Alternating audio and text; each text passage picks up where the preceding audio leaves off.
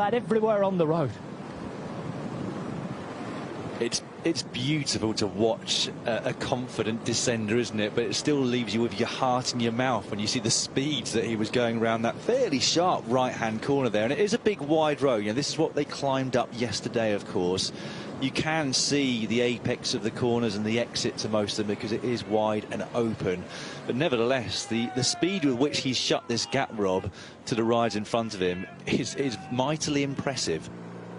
Sean, we're talking 35 seconds he's managed to eke out over the yellow jersey on the first, what, 3-4 kilometres of this descent? Yes, well, you know, he's a demon descender, as we say in cycling. You see the way he goes around the riders here. And, you know, he's not making a huge effort. And, you know, that is the thing here. Get out of the peloton for the descent.